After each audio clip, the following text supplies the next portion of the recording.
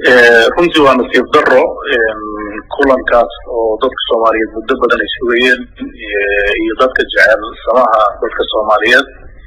in uu qoraalka noocaas oo soo baxo waxaas la yaab leh maanta oo dhan waa shiraynay dhowr maalmood horena waa shiraynay waxaas caddaatay in qoraalka iyo video ay dawladda sii daysay uu ahaa wax hore u diyaarsanaa marka waxaa cad dawladdu inaysan rabin looga wada hadlayo sidii dalka doorasho loo wada dhan yahay loo qaban lahaa marka nasiib darradaas inay dadka Soomaaliyeed ogaadaan weeye wasiirka maanta hadlay dabcan uu nala joogay maanta dharka hadda uu ku qabtay codka kii uu watay maaha oo dadka dhan baa nala joogay marka wax sii diyaarsanaa oo loogu talagalay in dadka Soomaaliyeed lagu marxabaabiyo ahayd mas'uuliyadeedana cidda hawshaas qabatay ayaa qaadi doonta dilaha muxuu ahaa madaxweyne waxyaabihii ugu dambeeyay ee aad ka wada hadlayseen ee dawladda ay u aragtay in aan laga gudbi karin oo keentay inay ku dhawaaqaan in kulankaasi uu fashilmo muddadii hadda dhowrka beri ahayd oo wada hadalladu ay socdeen waxaa ugu muhiimsanaa oo laga hadlayay sidii shir loo dhan yahay loo qaban lahaa oo dadka Soomaaliyeed u horseeda doorasho loo dhan yahay waxaa la isku khilaafsanaa ajandaha shirka iyo hanaanka shirka u soconayo siduu noqonayo waxaa nasiib darro ah in wada hadalkii oo socda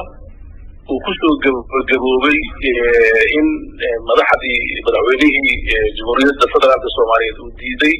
ajandayaashii loo arkayay in ay suuragal ku tahay inay qabsoonto doorasho lagu kalsoonaan karo oo dadka oo dhanna u siman oo ka qayb geli karaan arrinta ajandaha ayaa la isku mari waayey maalinta horena saas ahayd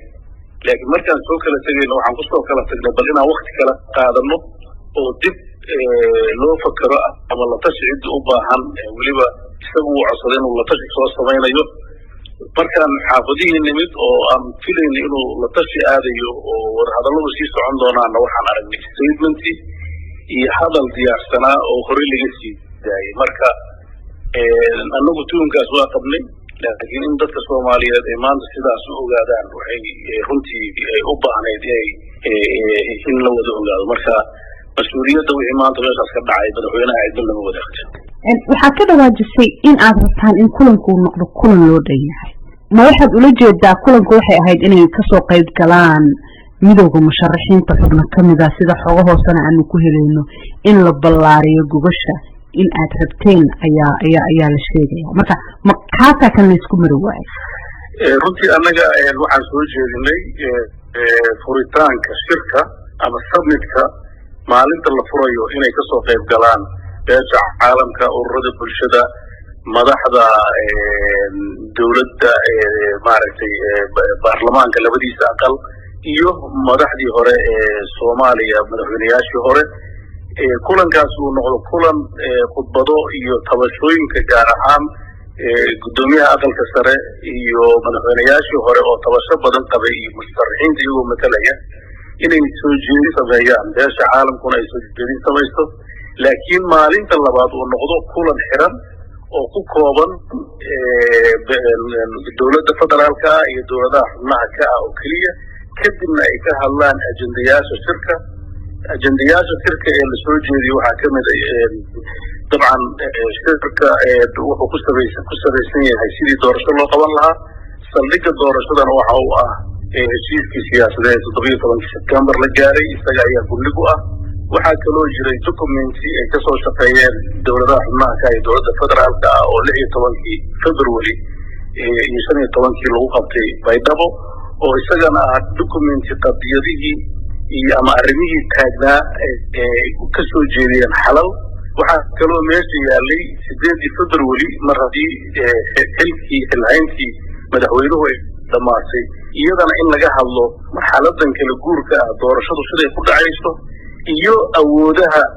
dawladdu sida ay doonaan kadibna iyadoo jawigu degan yahay dadku isku calool fuyow yahay doorasho raalli laga wada yahay la aado qof walba la yaqaana roolkiisa ama maaragtay mas'uuliyaadkiisa ay kala qaybsan yihiin yaa mas'uuliyadda amniga leh yaa mas'uuliyadda howlfudeynta leh dawladuhu xubnaha ka maxay yeelan doonaan inkastoo abraacyadii hore ay wax ku dhignaayeen laakiin maadaama xilligii madaxda xilka haysta ee dhamaatay in la helo waa muhiim arrimahaas ay arrimaha taagan laakiin maba laysla gaarin in ajandihii laysku afkarto madaxweynuhu wuxuu soo jeediyey lagama hadli karo 8 February wixii ka dambeeyay lagama hadli karo amniga dalka anaa madax ka ah lagama hadli karo doorashada iyo say u soconaysa anaa sidaan rabo u qabanaya haddaan waxaas laga hadlayn shirka doorashada looga hadlayo wuxuu yahay annagu waa garan weynay laakiin haddana waxaan furnaa albaab wada hadal iyo isqancin iyo in la turxaan bixiyo aragti kala duwanaanta hadday u baahan tahay la tashi sharcina sharciga loo noqdo hadday u baahan tahay la taliska siyaasadaha loo noqdo haddii ay u baahan tahay cid kale oo na kala qancixisana in fursad loo helo laakiin in albaabka lasoo xiro macnaheedu waxa weeye in dadka Soomaaliyeed rajadoodii lasoo laabay ujeedooyin kale oo guracanna laga leeyahay mid waxaa jirta in beesha caalamka ay dadaal badan gelisay in kulankani uu noqdo mid miro dhal ah oo waxa shacabka Soomaaliyeed ay u baahan yihiin oo ah doorasho heshiis lagu yahay ay ka soo baxdo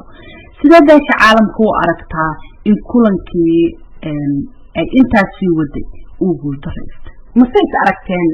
kadib markii warkaasi uu soo baxay wallahi wali lama aan kulmin beesha caalamka laakiin intaan la kulmin intaan oo dhan way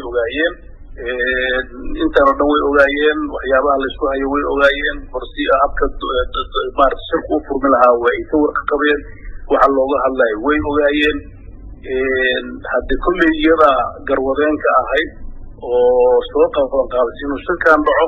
si ajandaha aan uga heshiino kadibna waxa ay la socoto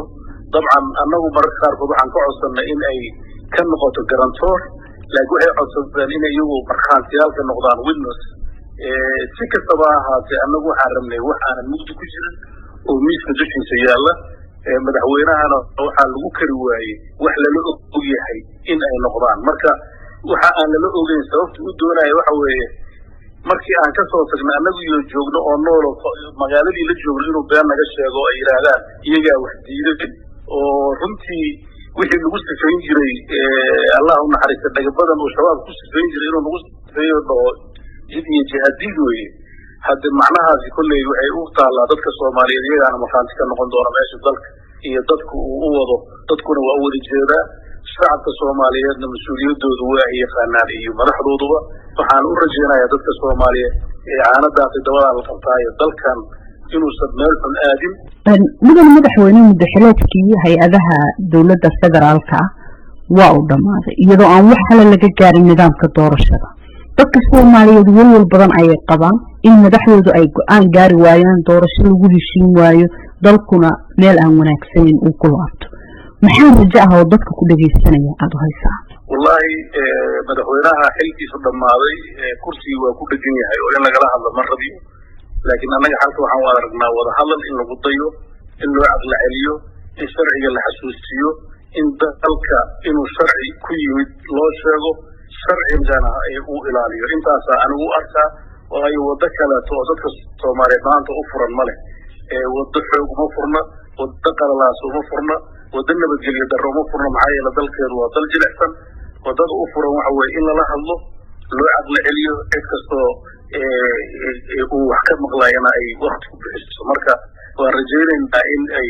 caqliga wanaagsan iyo maskaxdu ay soo noqoto oo dalka taladiisa dadku ay u soo noqoto intaa waa rajaan qabnaa dhinacayna wax tanaasula ma samaynaysa si loo gaaro in doorasho loo dhan yahay loo aado annagu tanaasulka bil halkaaba u fadhinaa diyaar baan unahay tanaasul waxa laysku hayana waxa weeye wax shakhsiyadeena ku xiran oo aan ka tanaasuleyno hadda aan sheegna oo ma garanayno waxa aan rabnaa uun war wax credible ah oo ummadda Soomaaliyeed hadda u noqoto xujo sax ah oo qaanuuni ah oo dalkan dhismaayo wadadii uu ku dhismi lahaa aan isla afgarano way waxa laga hadlayo oo sharcigu uu noqdo waxa dhexda u yaala dadka maxaa yeelay ummad walba meel degan shuruucda hogaamisa shuruucduna waad ogtahay dee compromise mala shuruucdii la fuliyay leedahay marka waxaan rajaynaynaa wixii sharcigu qabo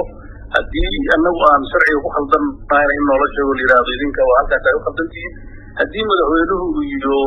cidda la talinaysana sharciga khaldan tahayna in loo sheego intaas uun baa muhiima madaxweyne marka madaxda maamulada kale ee dalka marka la fiiriyo hadda madaxweynihii ama dowladda federaalka dhinaceedii ayaa ku dhawaaqday in kulankaasi wax natiijo ah laga gaari waayo madaxdiina kale ee maamul gobolada shanta ah ma kulmi kartaan oo xal ma keeni kartaan waa kulmeynaa waana kulmi doonaa madaxweynaha ruuxadiisa inaan la kulanno diyaar baa u nahay anta maanta markaan kasoo tegay lagu yidhi aan soo noqono cid walba oo danta maslaxadda ku jirta Soomaaliya inaan la kulanno annaga sarfanta kuma xirno waa la fariisanaynaa miiska laakiin waxaan rabnaa in la wada hadlo oo waxa sharcigu yahay laga doodo laakiin inaan